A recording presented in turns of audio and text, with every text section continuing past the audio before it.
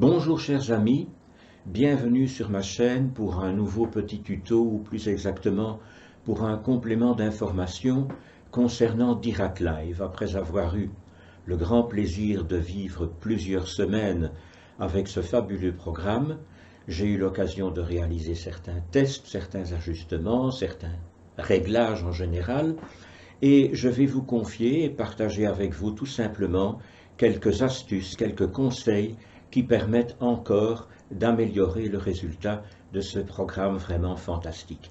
Alors sans plus attendre, entrons dans le vif du sujet. Une première observation très importante s'impose pour ce qui est du calibrage du son, volume calibration. Alors ici, j'ai déjà mis mes curseurs de volume principal et de gain du microphone sur moins 13 et plus 22 décibels respectivement, parce que j'ai déjà fait les réglages auparavant et j'ai vu à quoi je devais arriver. Mais ce qui est important de savoir, c'est que selon le modèle d'AVR, et peut-être la version quelque part de Dirac également, ça je l'ignore, je pense plutôt que c'est une question d'adaptation entre l'AVR et le système Dirac. Selon donc le système que l'on utilise, l'interface du volume de calibration, de la calibration du volume, se présente parfois un peu autrement. Ainsi donc, sur l'Integra 8.4 que nous avions utilisé pour notre explication précédente, pour la première partie du tuto, eh bien, les volumes individuels des haut-parleurs étaient ici au milieu, à 0, et il y avait moyen d'augmenter ou de diminuer le volume selon ses désirs, si je puis dire. Ici, c'est un peu différent. Nous sommes sur un Denon AVCA1H, et là, les curseurs sont à 0 quand ils sont au maximum. Donc la seule chose que l'on peut faire avec les curseurs individuels des haut-parleurs, c'est de diminuer leur puissance. Alors vous allez me dire, mais comment va-t-on faire pour égaliser tout cela à, par exemple, 20 décibels par enceinte acoustique? Eh bien, en faisant quelques petits tests à l'écoute, sans faire d'enregistrement particulier, simplement à l'écoute, je vais prendre l'enceinte centrale par exemple, je vais voir à combien j'arrive à 16,6. Donc ça, moins 16,6, c'est trop. Il faut que je sois à moins 20 environ. Alors je vais rechercher parmi toutes les enceintes celle qui est la plus faible. Pour gagner du temps, je vais directement aller vers celle dont je sais que c'est la plus faible puisque j'ai déjà fait les réglages auparavant. Et il s'agit de mon enceinte Surround Back Right. Alors je vais voir ce que ça donne comme ça. Voilà, et je suis sur 20,3, c'est très bien. Alors, qu'est-ce que je vais faire maintenant? Eh bien, c'est très simple, je vais reprendre depuis le début. Je vais aller sur l'enceinte avant gauche.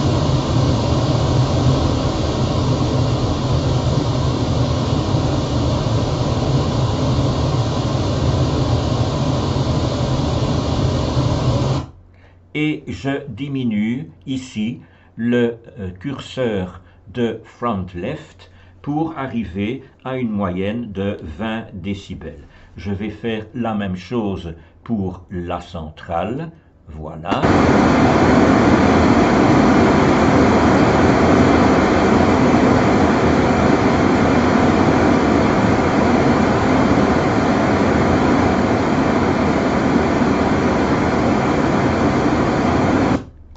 Et voilà, je suis à 20,3. Il suffit par conséquent de continuer ainsi pour toutes les enceintes acoustiques, diminuer légèrement les curseurs qui doivent l'être. Le curseur du Surround Back Right va rester là où il est, sur 0, parce que ça convient très bien, et les autres vont être légèrement plus faibles. Alors n'oubliez pas non plus de bien vérifier au départ qu'il est important de démarrer sur une puissance, ici un volume général faible. Ici je suis à moins 54, c'est peut-être un peu. Je peux commencer à moins 50, ce sera beaucoup trop faible. Et puis progressivement vous augmentez pour ne pas détériorer vos enceintes acoustiques, sachant très bien que dans votre installation, peut-être possédez-vous des enceintes acoustiques dont le rendement est plus élevé, qui donnent plus de volume, ou bien la VR fonctionne quelque peu différemment, disons l'informatique, l'environnement informatique.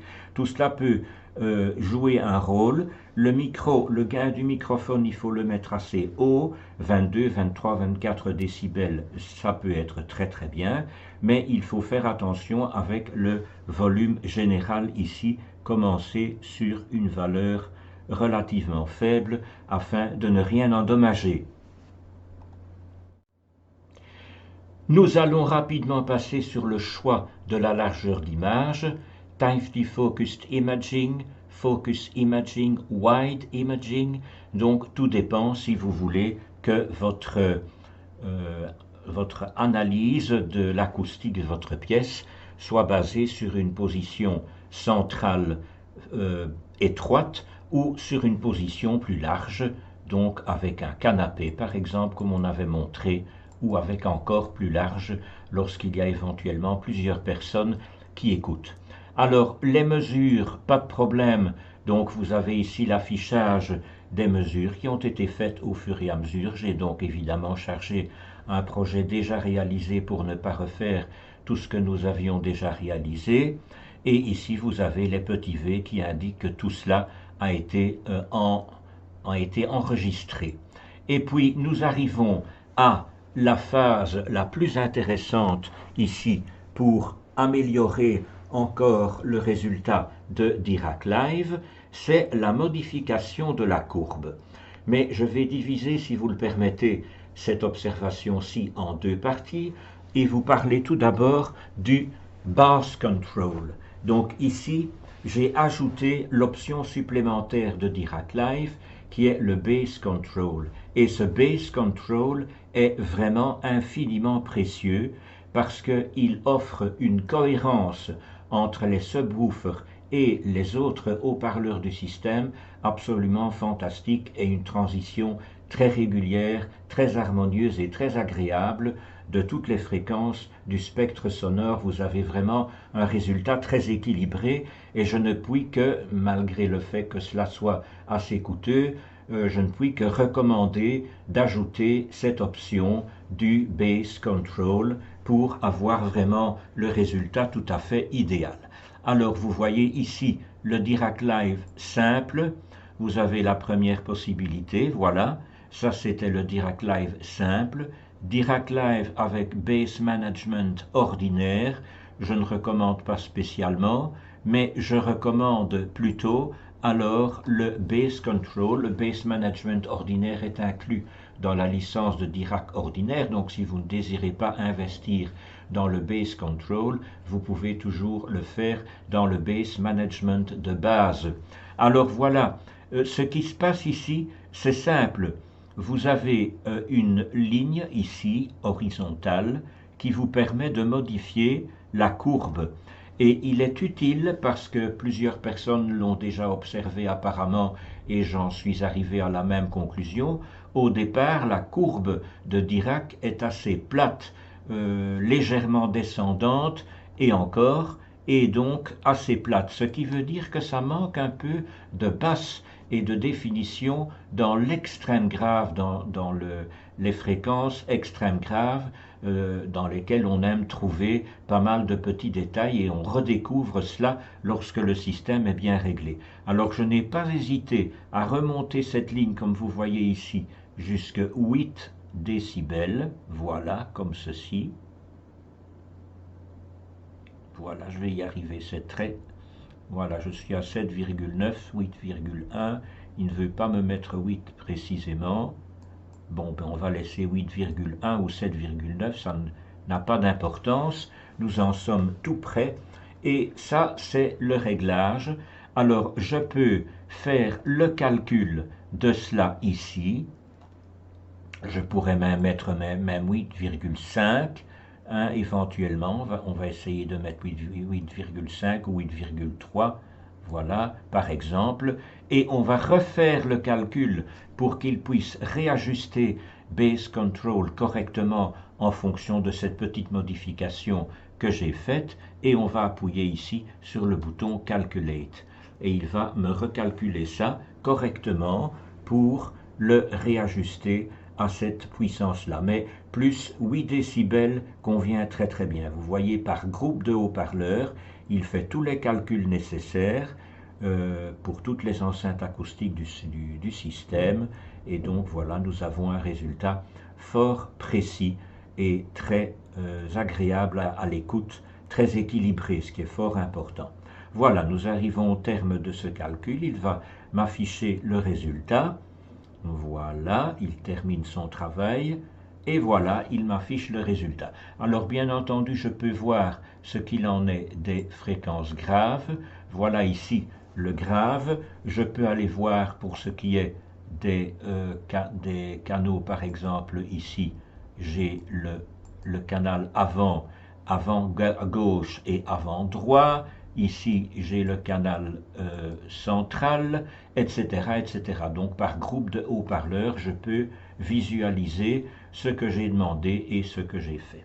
Alors, une chose que j'ai faite également pour améliorer la définition dans l'extrême grave, mais attention, il faut être très prudent, c'est descendre un petit peu ici la droite qui marque l'arrêt du calibrage. Il était sur 22,8 ou quelque chose comme ça. Je l'ai descendu un peu plus bas. J'ai mis 18,5 de façon à ce que l'extrême grave soit encore un petit peu plus amplifié. Mais attention, veillez à bien regarder les caractéristiques de vos subwoofers pour voir s'ils sont capables de restituer ces fréquences extrêmes graves sans être endommagés. Alors ici, l'autre fréquence, on va lui demander de me recalculer ça. Voilà, il va me recalculer ça de nouveau, parce que chaque fois que je fais une modification, je dois demander de refaire les calculs. Nous ne mémoriserons pas tout ça, parce que le réglage que j'avais fait était tout à fait bien. Mais pour vous montrer, vous voyez comment ça se déroule. On recalcule la répartition du son dans les différents canaux, de façon à ce que cela soit, comme je l'ai déjà dit, très équilibré et donc harmonieux. Voilà, nous arrivons au terme du recalcul. Ça va relativement vite. Si vous avez un ordinateur assez rapide, ce qui est le cas ici, il n'y a pas de problème. Voilà, donc nous avons ceci. Je vais revenir au canot grave et vous montrer, donc je suis à 18,5 ici. Ici, j'étais à 265, si je me souviens bien, au départ, réalisé par Dirac lui-même. Ce n'est pas nécessaire d'aller si haut.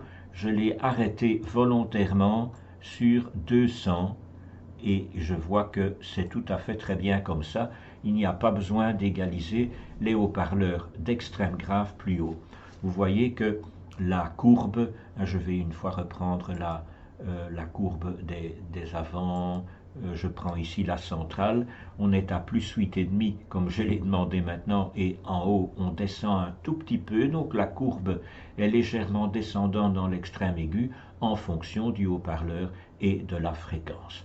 Voilà deux petites choses que vous pouvez faire sans difficulté sur Dirac et qui vont probablement vous procurer beaucoup plus de plaisir, notamment dans la restitution de l'extrême grave si vous avez des subwoofers adéquats. Ici, j'ai 4 subwoofers SVS de bonne puissance, donc je peux le faire, je peux descendre un peu plus bas que Dirac ne l'avait fait lui-même, et surtout augmenter la courbe dans l'extrême grave, comme vous voyez ici, le mouvement de la courbe, je peux le faire sans difficulté, puisque les haut-parleurs d'extrême grave, les caissons graves, le permettent, et ce bass control est vraiment spectaculaire. Je ne puis que vivement le recommander.